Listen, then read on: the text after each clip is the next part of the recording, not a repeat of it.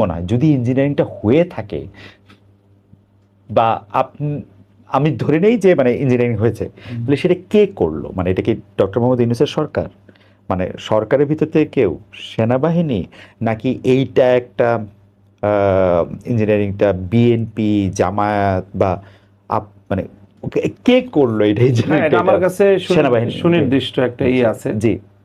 সুনির্দিষ্ট যেই প্রমাণ এবং যেই আলামতগুলো আমার কাছে আছে, ব্যক্তি আমার কাছে, অন্য কারো ভায়া বা মাধ্যমে না, আমার সরাসরি নিজের কাছে। এখানে কিছু তো যারা প্রশাসনিক কর্মকর্তা যারা এটার সাথে জড়িত ছিলেন, তাদের কিছু লোক, এবং সরাসরি এখানে সেনাবাহিনীর একটা প্রত্যক্ষ সরাসরি ইনভলভমেন্ট ছিল ইঞ্জিনিয়ারিং এর সাথে, এবং সেইভাবেই সেনাবাহিনীর নেতৃত্বেই মূলত আমার এই আসনে ইঞ্জিনিয়ারিংটা হয়েছে।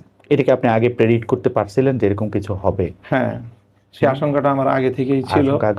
আগে থেকেই ছিল, মানে কারণ আমি আগে থেকেই আমার কাছে যেগুলো সব কথা হয়তো বলা যাবে না, এমন অনেক কথা আছে। সেনাবাহিনীর আকাঙ্ক্ষা ছিল যেন আমরা বিএনপির সাথে এলাই করি। আমি সঙ্গত কারণে নানা হিসাব নিকাশে সেটা আমি করতে পারি নাই। করতে না পারার কারণে তাদের একটা ক্ষোভ আমার প্রতি ছিল, ব্যক্তিগত আমার প্রতি, এবং সেই ক্ষোভের জায়গা থেকে, এবং হয়তো আরো দেশের বাইরের যে সকল শক্তিগুলো আমাদের বাংলাদেশের ইন্টারনাল রাজনীতিকে নিয়ন্ত্রণ করে বা প্রভাব অনেক বেশি যারা সৃষ্টি করে, তারাও অনেকে ব্যক্তিগতভাবে আমাকে চায় নাই যে আমি ঠিক ওই জায়গাটায় প্রতিনিধিত্ব করি। তো তাদের প্রত্যক্ষ একটা মানে ইনভলভমেন্টের মাধ্যমেই আমাকে এখানে নির্বাচনে পরাজিত করার জন্য সরাসরি তারা কাজ করেছে এখানে। আপনার কি মনে হয় যে আপনি যদি জোটটা বিএনপির সাথে করতেন তাহলে এটা হতো না? নিশ্চিতভাবেই আমি এমপিও হতাম এবং মন্ত্রীও থাকতাম। আচ্ছা, এই প্রস্তাবই আপনাকে দেওয়া হয়েছিল? এটা মানে এমন ছিল আমার কাছে অফার। তো খুবই মানে আমি কি বলবো যে ঢাকার অন্যান্য আসনেও কি এরকম হয়েছে বলে আপনার কাছে খবর? ঢাকার অন্যান্য আসনের ব্যাপারে এই ধরনের তীব্র খবর নাই, শুধু ঢাকা ৮ আসনের ব্যাপারে আমরা যেটা আশঙ্কা করি যে ঢাকা ৮ আসনের বিষয়টাতেও অনেকটা এরকম ভাবে মেকানিজমের মাধ্যমেই ফলাফলটা নির্ধারণ করা হয়েছে। আপনি কি এই ব্যাপারটা নিয়ে আপনার যে জোট সঙ্গী বা জোটের অন্যান্য নেতৃবৃন্দের সঙ্গে আপনি কথা বলেছেন? জামায়াতের আমির, এনসিপির যিনি আহ্বায়ক আছেন, তাদের সাথে কি আপনাদের এটা নিয়ে কথা হয়েছে? এত ডিটেলস কথা বলার সুযোগ হয় নাই, বা বলতে পারেন যে আমার ব্যক্তিগত বিষয় তো, আমি ব্যক্তিগত চাওয়াটাকেও যেরকম খুব বড় করে দেখি নাই নির্বাচনের আগে এবং এই জোট হওয়ার ক্ষেত্রে, এবং ঠিক এটার পরেও আমি আমার ব্যক্তিগত জায়গা হওয়ার কারণে বলেছি, তো ঠিক অন্যদের কাছ থেকে প্রত্যাশিত সেই রেসপন্সটা আমি পাই নাই। এইটা একটু কৌতূহল উদ্দীপক না যে মানে আপনি তো মানে খুবই গুরুত্বপূর্ণ জোটের খুব গুরুত্বপূর্ণ নেতা এবং আপনি সব জায়গায় ভোকাল, এমনকি আমরা দেখেছি যখন জোটের একটা আনুষ্ঠানিক ঘোষণা আসলো তখন আপনাকে একটা, আমি তো ওই সময় মানে নিউ ইয়র্কে ছিলাম কিন্তু সামনাসামনি দেখতে পারি নাই, টেলিভিশনে স্ক্রিনে যতখানি দেখেছি আমার কাছে মনে হয়েছে আপনি মানে এটা বলে না কি ফ্যাক্টরের একটা ভূমিকা আপনি হয়তো পালন করেছেন। তো সেই ক্ষেত্রে আপনার ক্ষেত্রে যদি এত এরকম হয় তাহলে জামাতে ইসলামী বা এনসিপির কি আরেকটু ইনভলভমেন্ট দরকার ছিল বা আরেকটু এটা হ্যাঁ, তারা হয়তো আরেকটু করতে পারতেন। বাকি এখানে বিষয়টা এখানে মানে বিবেচনা করা হয়েছে হয়তো একটা সিট হিসেবে, ওকে একটা সিট। আর এখানে যেহেতু আমার মতো আরো গুরুত্বপূর্ণ একাধিক ব্যক্তিবর্গ এরকম খুব স্বল্প ব্যবধানে পরাজিত হয়েছেন, বিশেষ করে জামাতের সেক্রেটারি জেনারেলের যে বিষয়টা আছে, হয়তো সেগুলোর সাথে সব মিল করে এখানে কোনো একজন ব্যক্তিকে খুব বেশি একটা ফোকাস করাটা জোটের অন্যান্য নেতৃবৃন্দ গুরুত্বপূর্ণ মনে করেন নাই। অনেকেই বলছিলেন যে এই 11 দলের যে জোটটা হয়েছে সেটা ঠিক আদর্শের জোট না, এই জোটটা হচ্ছে নির্বাচনী জোট। অনেকে না, আপনারা সবাই বলেছেন আসলে as a matter of fact. আপনি জোটের ভবিষ্যৎ কি দেখেন? আপনাদের পথ চলা কি এরকমই থাকবে নাকি আপনি? আমি আদর্শের জায়গা থেকে একটু কথা বলি যে আমাদের এই জোটটা ঠিক আদর্শিক না, আমি সেটা বলবো না। আমাদের এই জোটটার প্রধান মুখ্য যে উদ্দেশ্য ছিল সেটা হলো জুলাই সনদ, রাইট। অর্থাৎ জুলাই সনদের ব্যাপারে এবং জুলাইয়ের স্পিরিটটাকে বাস্তবায়ন করার ক্ষেত্রে আমি কোনো আপোষ করতে চাই নাই। মূলত জুলাইয়ের ব্যাপারে আমার এই অবস্থান, এটাই আমাকে এই জোটের দিকে নিয়ে আসছে। কাজে আমরা মনে করি যে আমাদের এই জোটের যে আদর্শিক দৃঢ় যেই জায়গাটা সেটা হলো জুলাই সনদ। জুলাই বিপ্লবটাকে বাংলাদেশে আইনিভাবে, রাজনৈতিকভাবে, সাংবিধানিকভাবে, যত রকমভাবে সম্ভব এটাকে প্রতিষ্ঠিত করা, সেই চিন্তা থেকেই আমাদের এই জোটের যাত্রা শুরু এবং সেটাকে কেন্দ্র করেই এই জোটটা আসলে গঠিত হয়েছে। এরপরে আমাদের ধাপে ধাপে আমরা কিছু অর্জন করেছি, সবটা করতে পারি নাই। সামনে আমরা এই জুলাইকে কেন্দ্র করেই আমাদের মূলত যাত্রা। আপনার কাছে কি মনে হয় যে জুলাইতে তো মানে জুলাইয়ের পুরো আন্দোলনটাই গড়ে উঠছিল যে একটা বৈষম্য বিরোধী জায়গা থেকে, তো সেই বৈষম্য বিরোধিতার জায়গায় তো সব মানুষের সমান অধিকার থাকার কথা। আপনাদের জোটের ক্ষেত্রে একটা বড় কথা আমি এরকম শুনতে পাই যে আপনারা শুধু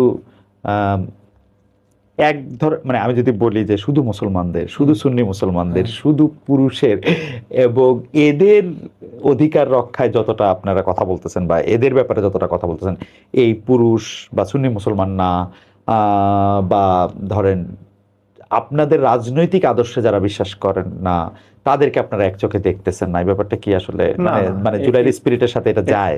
এইটা একেবারেই কথাটা আমি গ্রহণ করতে পারলাম না।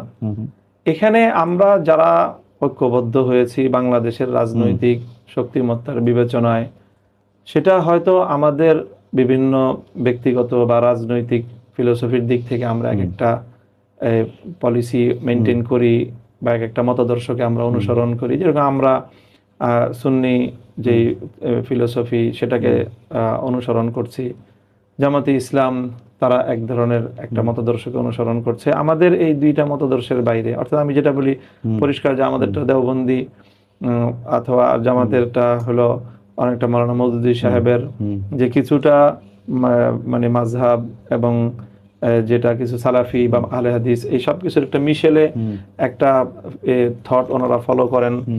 আর এনসিপির তো এই জাতীয় বিষয়ে সুনির্দিষ্ট কোনো তাদের আইডিওলজি নাই, ধর্মীয় বিষয়ে তাদের সুনির্দিষ্ট কোনো আইডিওলজি নেই। আমাদের এই মতামতের বাইরে বাংলাদেশে ধর্মীয় দিক থেকে আরো 2-3টা আছে, জনগোষ্ঠী আছে। যেমন একটা হলো যারা বাংলাদেশে যাদেরকে আমরা সুন্নি বলি, অর্থাৎ আমাদের পরিভাষায় আমরা যাদেরকে বেরেলভি বলি, অর্থাৎ যেরকম ওই যে যারা কিছুটা মাজার পন্থী, চট্টগ্রাম সহ বিভিন্ন এলাকায় তাদের বেশ একটা প্রাবল্য আছে। এটা হলো একটা কমিউনিটি। আরেকটা কমিউনিটি হলো যারা ব্যাপকভাবে আহলে হাদিস এবং সালাফি নামে খ্যাত, যাদের মূলত রাজনৈতিক কোনো প্ল্যাটফর্মই নাই। সুন্নদের একটা রাজনৈতিক প্ল্যাটফর্ম আছে, সেখান থেকে ওই যে তাহিরি ভাই ওনারা নির্বাচন করেছেন এবারও। আর এর বাইরে আছে খুবই খুবই স্বল্প সংখ্যক শিয়া মুসলমানও বাংলাদেশে আছে, কিছু শিয়া। তো মূলত এই যে সুন্নি বা এই যে সালাফি বা আহলে হাদিস অথবা শিয়া, তাদেরকেও কিন্তু নানাভাবে আমরা আমাদের বক্তব্যের মধ্যে তাদেরকে আমরা এটার মধ্যে অন্তর্ভুক্ত করার চেষ্টা করেছি, তাদের অধিকারগুলোর কথা বলেছি। যেমন ধর বাংলাদেশে কোনো কনস্টিটিউয়েন্সিতে আমার জানা মধ্যে সুনির্দিষ্ট শিয়া জনগোষ্ঠী নেই, কিন্তু মোহাম্মদপুরে আছে। তাই মোহাম্মদপুরে সেই সকল শিয়াদেরকেও তাদের ধর্মীয় অধিকার সংরক্ষণ করার, তাদের যে ধর্মীয় যেই সিগনিফিক্যান্ট যেই জায়গাগুলি আছে সেগুলো আমি রক্ষা করার প্রতিশ্রুতি তাদেরকে আমি দিয়েছিলাম। তারপরে ওই যে মাজারপন্থী বা বেরেলভি যারা আছে তাদেরকেও বলেছি যে আপনারা আপনাদের যে মতদর্শ মোতাবেক আপনারা পালন করবেন, আমরা এখানে রাজনৈতিকভাবে আপনাদের উপর কোনো আধিপত্য সৃষ্টি করব না বা বাধা দিব না। তার মানে এই সব জায়গাগুলি তো আমরা মানে বৈষম্যের ভিত্তিতে বিবেচনা করিনি, আমরা সকলের বৈষম্যহীন একটা অধিকার প্রতিষ্ঠারই কাজ করেছি। নারী অধিকারের যে বিষয়টা বললেন, সেটা তো আমরা এখানে নারী অধিকারের প্রতিষ্ঠার পদ্ধতি নিয়েই আমাদের দ্বিমত আছে, যে আসলে কোনটা অধিকার আর কোনটা অধিকার খর্ব, কোনটা সম্মান কোনটা অসম্মান। আমাদের বিবেচনা হলো নারীদের জন্য জোরপূর্বক সংরক্ষণ করা কোনো জায়গা, এটাই নারীর জন্য চরম অসম্মান। তারাও ওপেন এখানে আপনার করবে, পার্টিসিপেট করবে এবং তারা এখানে কোয়ালিফাই করবে, প্রতিযোগিতা করবে, করছে, যেটা প্রতিযোগিতার মধ্যে দিয়ে আসবে। কারোর জন্য কোটা সংরক্ষণ করা প্রথমেই এটা তাকে করে, এটা ইঙ্গিত করে যে তুমি পিছিয়ে পড়া। মানে আপনি নারীর কোটার কথা বলছেন। আমি যদি একটা একটা করে বলি, আপনি তো শিক্ষক মানুষ, এত চমৎকার করে বলেন, আমি মুগ্ধ হয়ে শুনতেছিলাম আসলে। কিন্তু আমি যে জিনিসটার প্রতি আপনার একটু দৃষ্টি আকর্ষণ করতে চাই, সেটা হচ্ছে যে শাইখুল হাদিস মাওলানা আজিজুল হক, আপনার যে মরহুম, তো ও বাবা, তো উনারও কিন্তু যখন মানে একটা ইসলামিক শাসন ব্যবস্থা বা একটা খেলাফতের জায়গা থেকে যখন এই কথাটা বলেন, উনার আদর্শের একটা সুস্পষ্ট পার্থক্য জামাত ইসলামের সঙ্গে ছিল। এমনকি উনার স্কুলের সাথে আপনি বলছেন কিছুটা মাওলানা রাজ্জাক বিন ইউসুফেরও আসলে অনেকগুলি বিষয়ে মতান্তর ছিল। আপনি হেফাজতে ইসলামের যুগ্ম মহাসচিব, আমি এই প্রশ্নটা আপনাকে আগেও করছি। হেফাজতে ইসলামের যিনি আমির আছেন, অনেক বয়স্ক মুরব্বী মাওলানা বাবু নগরী সাহেব, উনিও একটা একদম, উনারটা তো একদম সাংঘাতিক স্পষ্ট যে ওটা উনি বলতেছেন। এখন এই যে মত পার্থক্যের জায়গাগুলি তো এত স্ট্রং, এই জায়গাগুলিতে আপনার কি মনে হয় যে এই প্রবলেমগুলি আগে, আমি এটা প্রবলেম বলবো না, মানে এই বিভিন্ন মতগুলি আগে ডিল করা দরকার না? যদি বাই চান্স, আমি এটা বাই চান্স বলতেছি, এখন যেহেতু ঘটনাটা এরকম ঘটে নাই, আপনারা যদি ক্ষমতায় আসতেন, তাহলে আপনারা কিভাবে রাষ্ট্র পরিচালনা করবেন, ওইটার কি আসলে কোনো একটা ঐক্যমত্য কি ছিল নাকি আপনারা একটা, কারণ আপনি যেহেতু নিজেই বলছেন যে আপনি 100 এদিক ওদিক সিটি আপনি আসলে প্রেডিক্ট করছিলেন, তার বেশি না, কিন্তু যদি এটা হয়ে যেত, হইতে পারতো না একটা 151 হইলে, তো সেইটা কি একটু মানে আপনি একটু ব্যাখ্যা করবেন কিনা?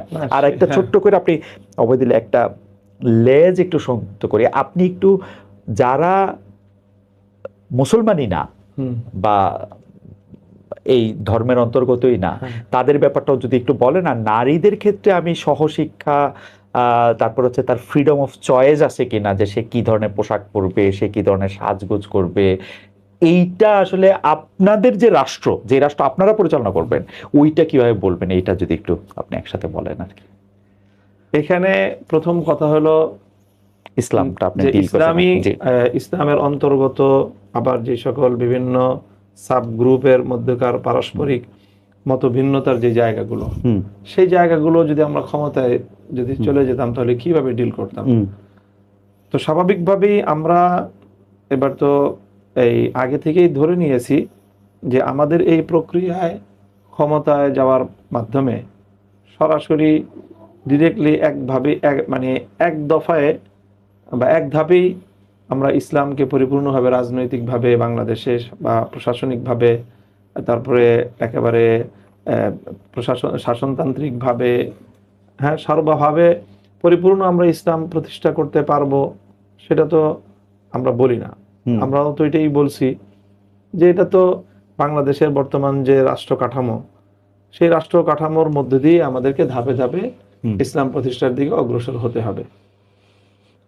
তো ইসলামের যে রাষ্ট্র ব্যবস্থা, সেই রাষ্ট্র ব্যবস্থা প্রতিষ্ঠিত হলে ইসলামী যে রাষ্ট্র ব্যবস্থা, যে শরিয়া ব্যবস্থা, শরিয়া আইন, সেটার ক্ষেত্রে কিন্তু আমাদের এই যে পারস্পরিক যতগুলো গ্রুপ, আপনি সুন্নি বলেন, দেওবন্দি বলেন, এমনকি আহলে হাদিস বলেন, মওদুদি সাহেবের অনুসারী জামাত ইসলাম বলেন, আমাদের মধ্যে এই জাতীয় বিষয়ে কিন্তু কোনো দ্বিমত নেই, কোনো মত পার্থক্য নাই। কিন্তু শরিয়ার ক্ষেত্রে তো আমি যদ্দূর দেখছি যে ইভেন মাযহাবগুলির মধ্যে আমি বড় ছোট বলবো না, আমি বলবো যে মত ভিন্নতা রয়েছে। না, মানে শরিয়া যখন আপনি বাস্তবায়িত হবে, তো বাস্তবায়িত হওয়ার মূল যে পলিসি বা মূল যে পদ্ধতি, সেটার ব্যাপারে কিন্তু মাযহাবগুলোর মধ্যে কোনো পার্থক্য নেই। একটা জায়গায় পার্থক্য হবে, সেটা আমি বলে দিই। একটা জায়গায় পার্থক্য হবে হলো বিভিন্ন মাসআলা যেগুলো নাকি প্রয়োগ করতে হবে রাষ্ট্রকে আদালতের মাধ্যমে, সেখানে আদালত কোন মাযহাব ফলো করবে, এই একটা প্রশ্ন আসবে। তো এই প্রশ্ন আজকে নতুন না, এটা প্রায় 1300 বছরের রাইট রাইট। এবং সেই 1300 বছরেই কিন্তু ইসলাম কোনো না কোনো মাযহাবকে অনুসরণ করেই এই সকল বিষয়গুলিকে বাস্তবায়ন করেছে।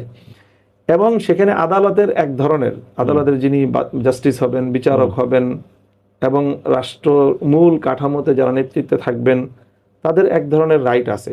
যেরকম এখন ধরেন সৌদি আরবে ওনারা কিন্তু শরিয়া আদালত বেশ কিছু ক্ষেত্রে পরিচালনা করেন। আবার ইমারাতে ইসলামী আফগানিস্তান, তারাও কিন্তু শরিয়া আদালত শতভাগ বাস্তবায়ন করতেছেন। তো সেখানে কিন্তু সৌদি আরবে এক ধরনের ফিকহ তারা অনুসরণ করতেছেন, সেটা নিয়ে কিন্তু আমাদের হানাফি